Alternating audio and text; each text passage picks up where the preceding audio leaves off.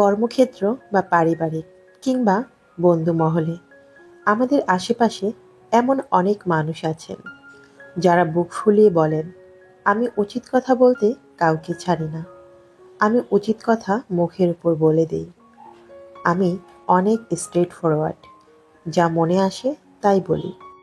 এক কথায় সব মহলে ঠোঁটকাটা স্বভাবের হিসেবে আপনি পরিচিত। সবাইকে একদম সামনেই ধুয়ে দেন এবং এটা নিয়ে আপনি বেশ গর্ববোধ করেন। আপনি হয়তো ভাবেন আপনি একজন অনেস্ট পার্সন, আপনার ভিতরে কোনো লুকোচুরি নেই। কিন্তু আপনি এটা কি জানেন, ইসলাম ধর্মে এটাকে লুমাজা বলা হয়। আল্লাহ এই মানুষদেরকে পরিবর্তন হতে বলেছেন, আর সেটা উল্লেখিত রয়েছে সূরা হুমাজাতে। নয়তো তাদের জন্য অনিবার্য ধ্বংসের সতর্কবাণী দিয়েছেন, নয়তো আল্লাহ তাদের প্রতি কঠোর লানত করেছেন। আসুন আমরা একটু নরম হই, একটু সহনশীল হই, অন্তরকে পরিশুদ্ধ করি। মনে রাখবেন, আল্লাহ যাকে নম্রতা দিয়েছেন তিনি দুনিয়ার সেরা নিয়ামত পেয়ে গেছেন। হয়তো আমি লুমাজার অন্তর্ভুক্ত, তবে চেষ্টা করছি নিজেকে বাঁচাতে। আল্লাহ যেন আমাকে সেই তৌফিক দান করেন। আমিন। সুপ্রিয় দর্শক, আসসালামু আলাইকুম। আমি লাকি, ঢাকা থেকে বলছি। লাকি স্পিনি ওয়ার্ল্ডের পক্ষ থেকে আপনাদের সবাইকে শুভেচ্ছা জানাচ্ছি। কাছে কিংবা দূরে, দেশ এবং প্রবাসে, যে যেখান থেকে আমার আজকের ভিডিওটি দেখছেন, আশা করছি আল্লাহ পাকের অশেষ রহমতে আপনারা সবাই খুব ভালো আছেন। আমিও আলহামদুলিল্লাহ আল্লাহ পাকের অশেষ রহমতে বেশ ভালোই আছি। চলে এলাম আজকে নতুন আরেকটি দিনের গল্প, কথা এবং কাজ নিয়ে। তার আগে জেনে নিচ্ছি কেমন আছে আমার সমস্ত মিষ্টি ভাই আপুরা। আশা করছি আপনারা সবাই সুস্থ আছেন, নিরাপদে আছেন। প্রতিদিনের মতো আজকের ভিডিওটি সকাল থেকেই শুরু করেছি। সকালবেলা উঠেই নাস্তা তৈরি করে নিয়েছি। আজকে নাস্তায় নুডলস তৈরি করেছি, আর সেই সঙ্গে ডিম সেদ্ধ করে নিয়েছি, আর সঙ্গে ছিল গরম গরম 1 কাপ চা। এরপর চলে এলাম মাছের বাজারগুলো গুছিয়ে নিতে। যেহেতু শীতের দিন আর আমার প্রচুর ঠান্ডা, তারপর কি করার, প্রতিদিনের এই কাজগুলো করতেই হচ্ছে। আর মাছ যেদিন গুছাতে হয় সেদিন তো অনেক বেশি ঝামেলা মনে হয়। আমার কাছে মাছ কাটাটা সব থেকে বেশি বিরক্তের কাজ। জানি না আপনাদের কাছে কেমন লাগে, তবে আমার কাছে বিশেষ করে মাছ এবং মুরগি এই দুইটা জিনিস কাটতে অনেক বেশি বিরক্ত লাগে। তো কি আর করার, খেতে হলে করতে হবে। তাই মাছগুলো ভিজিয়ে নিয়েছি। অনেকটা সময় আগেই ভিজিয়েছি, কিন্তু এখনো বরফগুলো ছোটেনি। তারপরে যতটা সম্ভব আমি কিছুটা মাছ কেটে নিয়েছি। তো আজকে ইলিশ মাছ রান্না করব, সেটাও কেটে নিয়েছি, আর বড় চিংড়িগুলো কেটে নিয়েছি। ছোট চিংড়ি মাছগুলো ভালো করে ক্লিন করে তারপর বক্সে করে রাখছি। আমি ছোট চিংড়ি মাছ কখনোই কেটে রাখি না, আর যদিও হাতে এতটা সময়ও নেই যে এখন এই চিংড়ি মাছগুলো কেটে রাখবো। তো আজকে ইলিশ মাছ রান্না করব, আর সেই সঙ্গে চিংড়ি মাছ রান্না করব। কিছুটা চিংড়ি মাছ আমি তুলে রাখছি, আর বাকি মাছগুলো আমি রেখে দিচ্ছি রান্না করার জন্য। আর যে পোয়া মাছটা নিয়েছি সেটা এখনো পুরোপুরি ভেজে নিয়ে সেটা অফ ক্যামেরায় পরে কেটে নিয়েছিলাম। তো রান্নার পাশাপাশি মাছের বাজারটাও গুছিয়ে নিলাম। তো এরই মধ্যে রান্নাটাও কিন্তু বসিয়ে দিয়েছি। প্রথমে বাঁধাকপি সেদ্ধ করে নিয়েছি। তো মাছগুলো ভালো করে ক্লিন করে নিয়ে এখন আমি বাঁধাকপিটা তেলে দিয়ে দিব। হালকা একটু লবণ, হলুদ আর মরিচ দিয়ে আমি বাঁধাকপিটা সেদ্ধ করে নিয়েছি। আমি সবসময় বাঁধাকপি এভাবে সেদ্ধ করে তারপরে ভাজি করি। আর বাঁধাকপি ভাজি করার মধ্যে আমি ডিম ব্যবহার করি। অনেকে চিংড়ি মাছ দেয়, তবে আমার বাসায় ডিম দিয়ে বাঁধাকপিটা ভাজি করলে সবাই বেশি পছন্দ করে। তো এখন আমি ডিম দিয়ে ভালো করে নেড়ে চেড়ে এখন বাঁধাকপিটা দিয়ে দিলাম। এরপর আমি বেশ কিছু সময় ধরে এটা ভালো করে ভেজে নিব। রান্না করতে করতে এই পর্যায়ে আপনাদের সবার কাছে একটা রিকোয়েস্ট করে নিচ্ছি, বলতে পারেন একটা আবদার, যেটা রেগুলার করে থাকি। যারা যারা এখন পর্যন্ত আমার ভিডিওর সঙ্গে রয়েছেন, যদি আমার কোনো কথা বা কাজ আপনার একটুও মনে ধরে থাকে, তাহলে প্লিজ ভিডিও নিচে একটি লাইক দিয়ে ভিডিওটি কন্টিনিউ করুন। আর হ্যাঁ, ভিডিওটি দেখতে দেখতে যদি আপনার কোনো মতামত থেকে থাকে, তাহলে সেটা অবশ্যই কমেন্ট বক্সে কমেন্ট করে জানিয়ে দিবেন। আর আপনি যদি আজকে প্রথম আমার চ্যানেলটি ভিজিট করে থাকেন, তাহলে আপনাকে বলছি, আমার কোনো কথা বা কাজ যদি আপনার কাছে ভালো লেগে যায়, তাহলে আপনি চাইলে আমার ছোট্ট পরিবারের একজন সদস্য হয়ে থেকে যেতে পারেন আমার চ্যানেলটি সাবস্ক্রাইব করে। কথা বলতে বলতে আমি ইলিশ মাছটা ভাজি বসিয়ে দিয়েছি, আর অন্য চুলায় মশলা কষিয়ে নিচ্ছি। প্রথমে পেঁয়াজ আর মরিচটা তেলের মধ্যে ভালো করে ভেজে নিয়েছি। এরপর দিয়েছি বাটা মশলা, পেঁয়াজ বাটা 2 চা চামচ পরিমাণ, রসুন বাটা দিয়েছি 1/2 চা চামচ পরিমাণ, জিরা বাটা দিয়েছি 1 চা চামচ পরিমাণ, আর দিয়েছি হলুদ গুঁড়ো, মরিচের গুঁড়ো, স্বাদ মতো লবণ। এরপর মশলাটা ভালো করে কষিয়ে নিয়ে এখন ইলিশ মাছগুলো দিয়ে দিলাম। সেই সাথে সামান্য একটু পানি অ্যাড করে দিয়েছি রান্নার জন্য। যদিও মাছের মধ্যে কোনো ঝোল রাখবো না, একদম মাখা মাখা করে ফেলবো। শুধুমাত্র রান্নার জন্য যতটুকু পানি প্রয়োজন ততটুকুই ব্যবহার করেছি।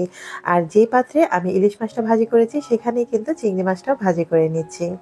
এখন আমার প্রিয় কিছু আপুদের কমেন্টের উত্তর দিয়ে নিচ্ছি। অনেক অনেক আপুরা আমাকে অনেক অনেক ভালোবাসা দিয়েছেন। আমার পক্ষ থেকেও আমার সকল আপুদের জন্য অনেক অনেক ভালোবাসা রইল। যদিও সবার কমেন্ট পড়া আমার পক্ষে সম্ভব নয়, তারপরও আমি কিন্তু সবার কমেন্টে রিপ্লাই দেওয়ার চেষ্টা করেছি। রাবেয়া খাতুন আইডি থেকে আপু লিখেছেন, হাতে মাখা ছোট মাছের তরকারিটা অনেক টেস্ট হবে আপু। জি আপু, অসাধারণ ছিল হাতে মাখা ছোট মাছের তরকারিটা। আসলে আমি কখনো হাতে মেখে রান্না তেমন একটা করি না, তারপরও এখন মাঝে মাঝে চেষ্টা করি। তার আরেকটা কারণ হচ্ছে মাঝে মাঝে যখন শরীর খুব খারাপ লাগে তখন চেষ্টা করি তাড়াতাড়ি রান্নাটা শেষ করার জন্য। তখনই কিন্তু আমি হাতে মেখে রান্না করি। পাপড়ি কিচেন আইডি থেকে একজন আপু লিখেছেন, দিদি ভাই মাংস রান্না অনেক সুন্দর হয়েছে। দিদি ভাই, আমার ছোটবেলায় অনেক কলাই শাক তুলেছি এবং আমাদের অনেকগুলো শাকের ক্ষেত ছিল। ধন্যবাদ পাপড়ি আপু এত সুন্দর করে কমেন্ট করার জন্য। আসলে ছোটবেলার আমাদের জীবনটাই ছিল একটু অন্য রকমের। কেমন যেন সেটা একটা ভালো লাগা কাজ করতো, সবাই মিলে একসঙ্গে অনেক আনন্দময় ছিল। কিন্তু বর্তমানে এখন আমরা বা আমাদের সন্তানরা সেই আনন্দটা কিন্তু একদমই পাচ্ছে না। তবে হ্যাঁ, আমি কিন্তু ছোটবেলাটা অনেক বেশি মিস করি। শুধু মিস করি বললে ভুল হবে। আমার তো মাঝে মাঝে ইচ্ছে হয় যদি আরেকবার ফিরে যেতে পারতাম আমার সেই ছোটবেলায়, তাহলে হয়তোবা অনেক হাসিখুশি দিনগুলো আবার ফিরে পেতাম। জানি সেটা কখনোই সম্ভব নয়। যে দিন আমরা ফেলে এসেছি সেটা সেখানেই শেষ হয়ে গেছে। এই যে আমাদের আজকের দিনটা, এটাও কিন্তু এখানেই শেষ। হয়তোবা আগামীকাল আজকের দিনটা নিয়ে আফসোস করব। তাই সময় থাকতে দিনটাকে উপভোগ করুন, সুন্দরভাবে বাঁচুন। মানুষের জীবনে দুঃখ, কষ্ট, যন্ত্রণা অনেক কিছু থাকবে। এরই নাম জীবন। জীবন কখনো একভাবে চলে না। কথা বলতে বলতে আমার কিন্তু রান্নাবাড়ার কাজ সম্পূর্ণ শেষ। এরপর চলে এলাম আজকে আবার ফ্ল্যাটের কাছে। ফ্ল্যাটের কাজ কতটুকু হলো সেটা দেখতেও হবে। তাছাড়া এখানে যেহেতু কাজ চলছে, অনেক কিছু তো নিজেদের মতো দেখিয়ে দিতে হয়।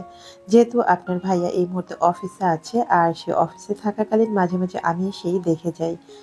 কারণ সে তো সবসময় এখানে চাইলেও আসতে পারে না। তবে সে রুটিন করে প্রতিদিন সন্ধ্যাবেলা এসে দেখে কতটুকু কাজ হলো, কি করেছে না করেছে। তো আজকে আমি রান্নাবাড়া শেষ করে ভাবলাম এখান থেকে একটু ঘুরে যাই। আর আপনাদের সঙ্গেও শেয়ার করি আমার নতুন ফ্ল্যাটের কাজ কতটুকু হয়েছে। তো এখন যেহেতু ইন্টেরিয়রের কাজ চলছে, তো সেটাই এখন পর্যন্ত চলমান রয়েছে। সম্পূর্ণ বাসায় কিন্তু এসব কাজ দিয়ে ভরপুর। আর সেই সঙ্গে এই যে দেখুন আমার নতুন কিচেনের জন্য কি কি অর্গানাইজার এনেছি সেটাও একটু দেখিয়ে দিচ্ছি।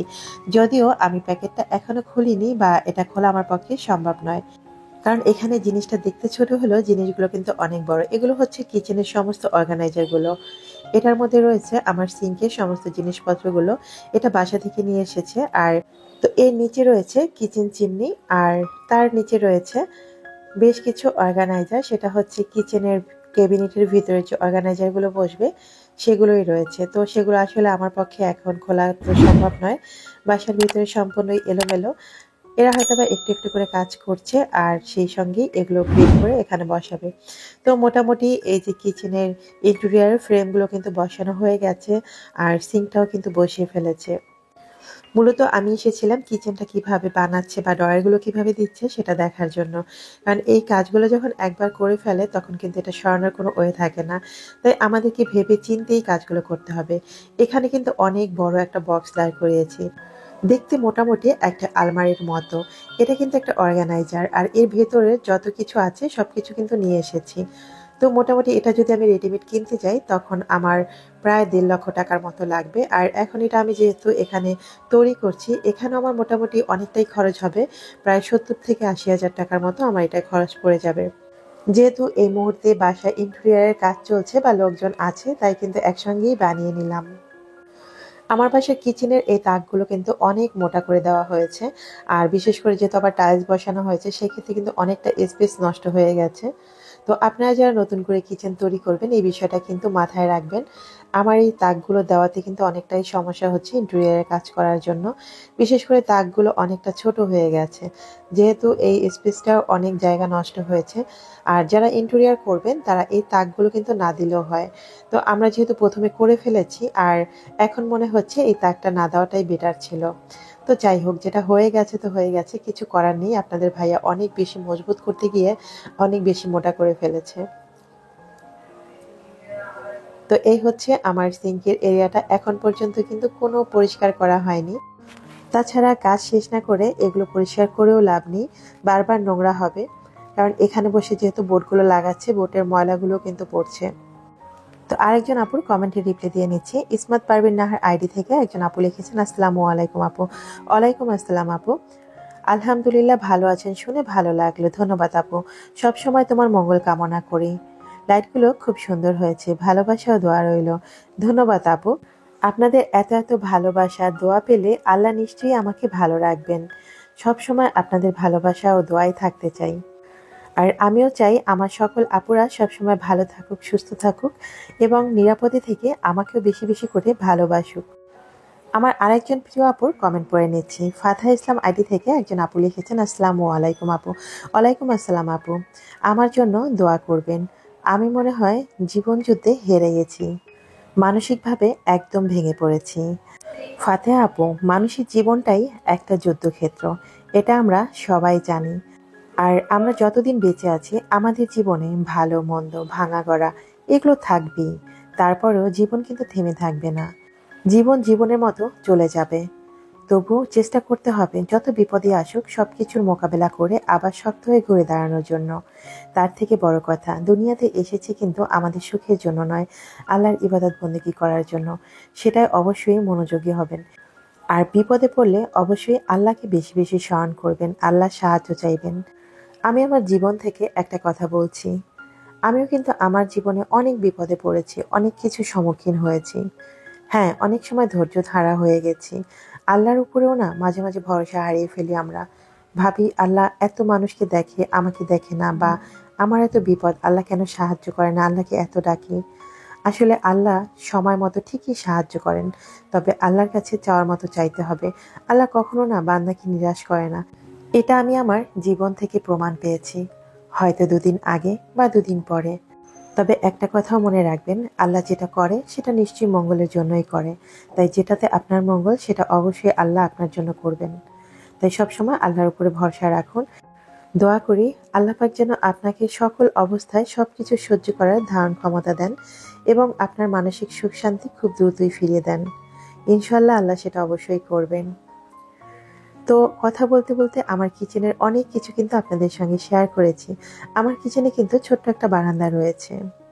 আর সেই বারান্দাটা কিন্তু সম্পূর্ণ গ্রিল দিয়ে ঘেরাও করা রয়েছে। আর সেখানে কিন্তু একটা ছোট্ট দরজাও রয়েছে। দরজার বাহির সাইডে কিন্তু ছাদের একটা জায়গাও রয়েছে। যদিও যারা দোতলায় আছে তাদের জন্য শুধু এই সুযোগ সুবিধাটা রয়েছে। আমরা চাইলে সেখানটাও কিন্তু ব্যবহার করতে পারবো বা কোনো গাছ টাছ কিন্তু লাগাতে পারবো। তো আমারও পরবর্তীতে ইচ্ছে আছে, যেহেতু এখন পর্যন্ত এটা কাজ করছে নির্মাণাধীন একটা ভবন, সেহেতু এখন কিন্তু ওই জায়গাটা প্রচুর নোংরা হয়ে আছে। পরবর্তীতে ইনশাল্লাহ সবকিছু ঠিকঠাক হয়ে যাবে। তো একটু একটু করে কিন্তু আমার কিচেনের পুরো অংশটাই আপনাদের সঙ্গে শেয়ার করেছি। এই পর্যন্তই আমার কাজগুলো করা হয়েছে। পুরো কিচেনের উপরেই কিন্তু ইন্টেরিয়র করছি। এগুলো কিন্তু সব বক্স হয়ে যাবে। ইনশাল্লাহ আগামীতে আবার যখন শেয়ার করব তখন নিশ্চয়ই দেখাতে পারবো যে কতটুকু কাজ হয়েছে। জানলার অপোজিট পাশেও কিন্তু থাই গ্লাসের জন্য সব চ্যানেলগুলো লাগানো হয়ে গেছে। মোটামুটি অনেক কাজই হয়ে গেছে। তারপরও ফিটিংসের অনেক কাজ বাকি রয়েছে। সেগুলো আস্তে আস্তে করে ফেলবো। হয়তো বা আর ১ সপ্তাহের মধ্যে মোটামুটি অনেকটা কাজ কমপ্লিট হয়ে যাবে। আর আগামী ১৪ তারিখ যেহেতু শবে বরাত, আর ইচ্ছে আছে সেই দিনটায় ছোটখাটো একটা মিলাদের আয়োজন করার জন্য। তো এখন দেখিয়ে দিচ্ছি আমার এখানে ইন্টেরিয়রের সিলিং এর কাজটা কতটুকু হয়েছে। এই যে দেখুন, সিলিং এ কিন্তু মোটামুটি অনেকটাই কিন্তু ডেকোরেশন করা হয়েছে। এখন ভিতরের ডিজাইনগুলো বসানো বাকি আছে। আর এখন হচ্ছে টিভি ক্যাবিনেট তৈরি করার জন্য এখানে কিছু বক্স তৈরি করা হচ্ছে। আমরা আর কি যেভাবে দিব সেই ডিজাইনটা দেওয়া হয়েছে সেভাবে আর কি তারা করে দিচ্ছে। তো ভিডিওর এ পর্যায়ে এখন বলে দিচ্ছি গত পর্বের ধাঁধার সঠিক উত্তর। গত পর্বের ধাঁধা ছিল, একটা মাথা তিনটে পা, চললে বলি আগে আগে, থামলে বলি হায় হায়, প্রাণটা বুঝি রাখা দেয়। ধাঁধার সঠিক উত্তর ছিল স্লিং ফ্যান। যিনি সর্বপ্রথম কমেন্ট করে সঠিক উত্তরটি জানিয়েছেন তার জিমেল অ্যাকাউন্টের নাম হচ্ছে গুড মর্নিং। আমি জানি না আপনি ভাইয়া না আপু, আপনি যেই হন না কেন, আপনাকে অসংখ্য ধন্যবাদ। আপনি সর্বপ্রথম কমেন্ট করে সঠিক উত্তরটি জানিয়েছেন। এরপর বলে দিচ্ছি আজকের পর্বের ধাঁধা। আজকে আপনাদেরকে সহজ একটি ধাঁধা দিচ্ছি। আজকের ধাঁধা হচ্ছে, কোন স্কুলে কোনো ছাত্র পড়ে না? আশা করছি আমার বুদ্ধিমান ভিউয়ার্সরা খুব দ্রুতই কমেন্ট বক্সে সঠিক উত্তরটি জানিয়ে দিবেন। যিনি সর্বপ্রথম কমেন্ট করবেন আমি কিন্তু তার নামটি প্রকাশ করব।